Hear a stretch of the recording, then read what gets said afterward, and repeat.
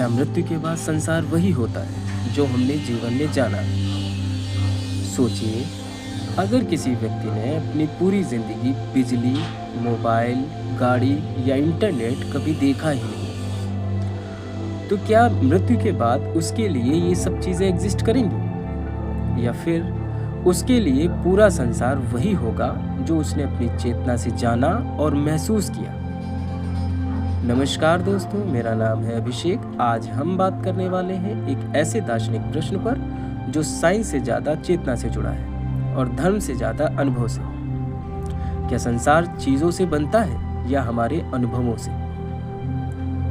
दर्शन कहता है जो चीज़ हमने कभी अनुभव ही नहीं की, उसकी कमी का भी हमें अनुभव नहीं होता।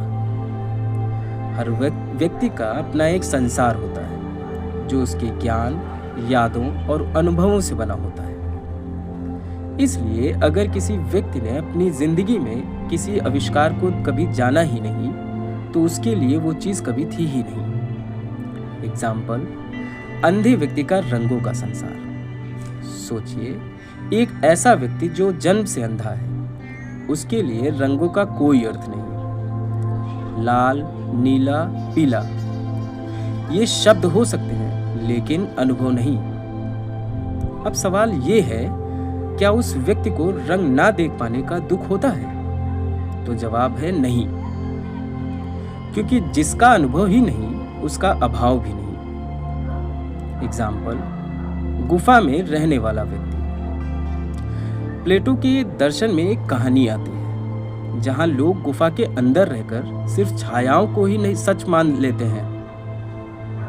उन्होंने कभी बाहर की रोशनी देखी ही नहीं, तो उनके लिए वही छायाओं का संसार पूरा सच था।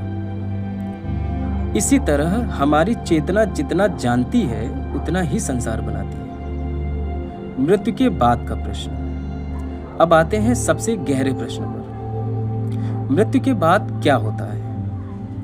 दर्शन यह संकेत देता है कि मृत्यु के बाद कोई नया संसार शायद ना हो, बल्कि हमारी चेतना का ही विस्तार हो। जो हम लेकर जाते हैं वो चीजें नहीं, बल्कि अनुभव होते हैं। इसलिए जो व्यक्ति जीवन में किसी आविष्कार से कभी मिला ही नहीं, उसके लिए मृत्यु के बाद भी वो चीज कोई अर्थ नहीं रखेगी।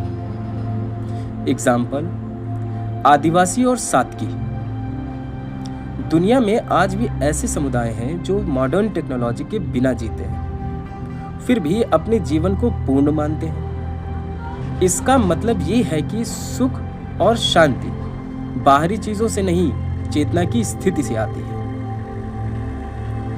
तो निष्कर्ष ये है, मानव मृत्यु के बाद किसी नए संसार में नहीं जाता, बल्कि अपने ही अनुभवों से बने संसार में प्रवेश करता है। इसलिए जिंदगी में सिर्फ चीजें जमा करना ही नहीं, बल्कि समझ और चेतना को विस्तार देना ही सबसे बड़ा आविष्कार है।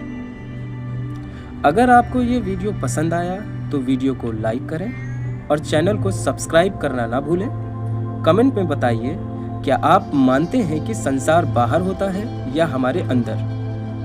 मिलते हैं अगले वीडियो में, तब तक के लिए सोचते रहिए। नमस्कार।